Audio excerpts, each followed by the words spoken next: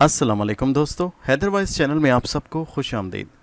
आपसे गुजारिश है कि हमारे चैनल हैदर वॉइस को सब्सक्राइब ज़रूर कीजिए और साथ ही बेल आइकॉन के बटन को दबा दीजिए ताकि हमारी आने वाली वीडियो का नोटिफिकेशन आपको मिल सके। शुक्रिया।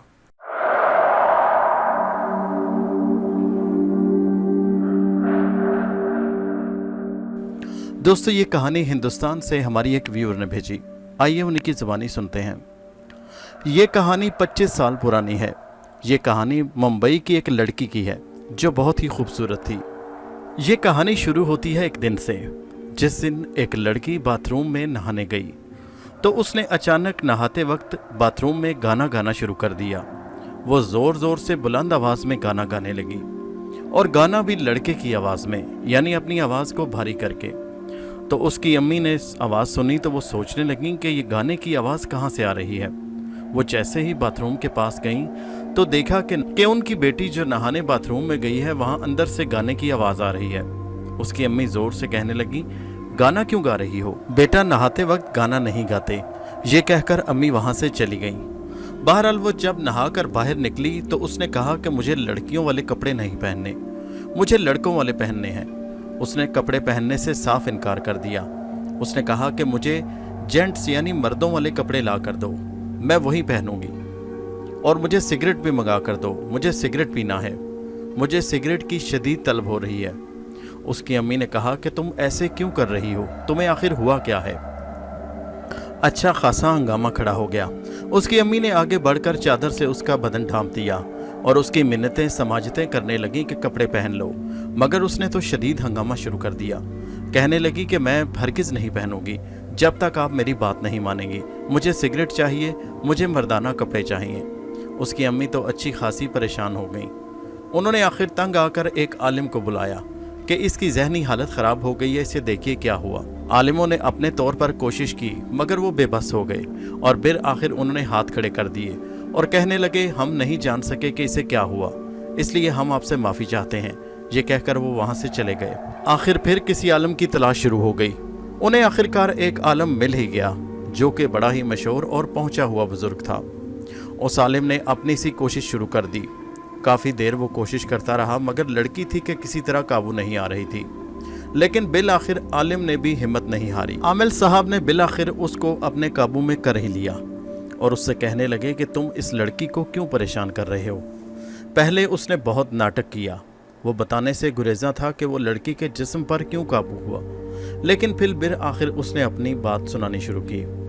उसने कहा कि मैं एक नौजवान लड़का था, बुरे दोस्तों की सोहबत में पड़ गया था। मेरे दिन और रात ऐसे लोगों के साथ गुजरने लगे जो अच्छी शोहरत के मालिक नहीं थे। कहने को तो मेरे दोस्त, मगर छोटी छोटी बातों और लेन देन के झगड़ों पर मरने मारने पर उतर आते। एक दिन मेरे दोस्तों ने मुझे अपने साथ जंगल में घुमाने फिराने का इरादा जाहिर किया। मैं नहीं जानता था कि वो अंदर से मेरे ख़ास दुश्मन थे। उन्हें मेरे साथ अदावत और दुश्मनी थी। वो मुझे जान से मारने के इरादे पर उतरे हुए थे और फिर मुझे लेकर वो जंगल की तरफ चल पड़े। जंगल में उन्होंने मुझे अकेला पाकर मुझ पर हमला कर दिया। मैं एक था और वो मुझसे एक से ज़्यादा। मैं उनका मुकाबला न कर सका और उन्होंने बिल आखिर मेरे टुकड़े टुकड़े कर दिए। वो मुझसे बहुत नफ़रत करते थे। उन्होंने खुदा जाने मुझसे किस बात का बदला लिया। उनके दिल में न जाने कब से मेरे खिलाफ नफ़रत पल रही थी और बिल आखिर उन्होंने मुझे मार ही डाला। मेरे टुकड़े टुकड़े करने के बाद उन जालिमों ने मुझे जंगल में फेंक दिया। मेरा जिस्म तो ख़त्म हो गया मगर मेरी रूह को करार नहीं था। मेरी रूह बेचैन उस जंगल में भटकती रही। उन जंगलों से निकलकर मैं भटकता हुआ इनके घर के सामने एक पेड़ के ऊपर अपना मस्कन बनाकर रह गया। फिर वहीं मैं दिन रात बैठा रहता। ये लड़की वहाँ से अक्सर गुजरती और मुझे बहुत अच्छी लगती थी। मैं इस पर दिलो जान से मर मिटा। फिर आज मौका मिलते ही मैं इसके जिस्म पर काबिज हो गया।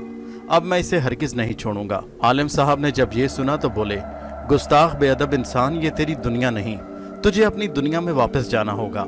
ये तेरी दुनिया नहीं है, ये जीते जागते इंसानों की दुनिया है, जबकि तू मर चुका है, तेरा जिस्म फना हो चुका है। वो कहने लगा, जिस्म तो फना हो चुका मगर मेरी रूह को करार नहीं। फिर आलिम साहब पूछने लगे कि तेरी रूह कैसे इस बेचैनी से छुटकारा पाएगी? तो वो कहने लगा, अगर आप मेरी लाश के टुकड़ों को दफन कर दें, पहले उन्हें गुस्ल दें और उनकी इज्जत व एहतराम से तदफीन करें, तो फिर मेरी रूह को सुकून मिलेगा और मैं ये दुनिया छोड़ दूंगा। अब आलिम साहब तो बेचारे परेशान हो गए कि उसकी लाश के टुकड़ों को कहां से लाया जाए। फिर फैसला एक और आलिम के पास लेने के लिए पहुंचा गया और फिर उन आलिम साहब और उन दोनों के मशवरे से ये तय पाया कि एक लड़की की शबीह तैयार की जाए जिसकी आत्मा के तौर पर, और फिर उसे गुस्ल देकर दफन किया जाए। फिर एक शबीह तैयार की गई और उस लड़की जिस पर वो लड़के की रूह काबिज थी, उन दोनों को कब्रिस्तान में ले जाया गया और फिर उस शबीह को गुस्ल देकर दफन किया गया। फिर इस तरह उस लड़की की जान छूटी। इस सारे अमल के दौरान उस लड़की को 10 लोगों ने जकड़ रखा था। जैसे ही उसकी तदफीन हुई, लड़की को अपना जिस्म आज़ाद महसूस हुआ। जब उसने अपने आप को कब्रिस्तान में पाया तो वो बड़ी हैरान हुई।